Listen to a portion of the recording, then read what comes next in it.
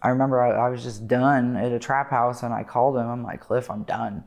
Like, help.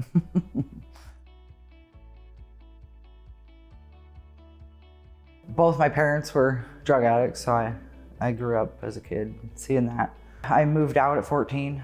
In 2004, I did go to a place called Ruth's House of Hope, like a transition intense discipleship program. So I did a year of that. Jesus did change my life then, but I got married and was really mentally, physically abusive, and just kind of fell back, not giving everything to Jesus. And I ended up relapsing. Pills, I dealt with a 5-year pill addiction. I ended up getting off the opiates, which was like the hardest thing I've ever done. And then after I left my husband, I ended up relapsing again on crystal meth. And that was about 2 years of being deep in that.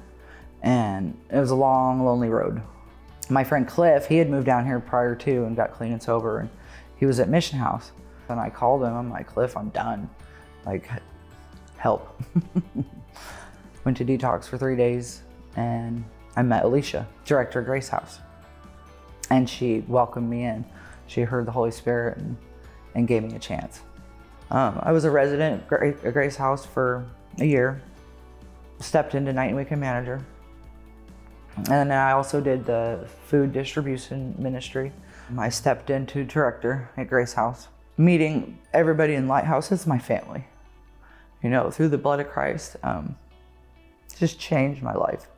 I'm so thankful for Lighthouse. It's to come as you are. And you know, we're broken when we come here, but they show us the love of Christ. They love us unconditionally like Jesus does. And it was like I had this whole new revelation of I'm forgiven of everything, past, present, future. And even when you do mess up, you know, you don't focus on that because you know you're forgiven. And every day's a new day. My relationship with Jesus is like my number one priority. My mom, you know, met the Lord before I did, so she was always praying for me and waiting, and he answered her prayers. And he's faithful to answer prayers. My dad, he's clean and sober now. So both my parents are clean and sober. They both love Jesus. That's super cool when my dad calls me for prayer, because we didn't have that type of relationship before Christ. It was all bad. I love where God has put me, because if you would ask me years before, I'd have been like, yeah, right. You know, I didn't see what he sees in me, but he's shown me my identity, that he loves me unconditionally. And I just want to show women that it's okay. All that stuff's washed in the blood.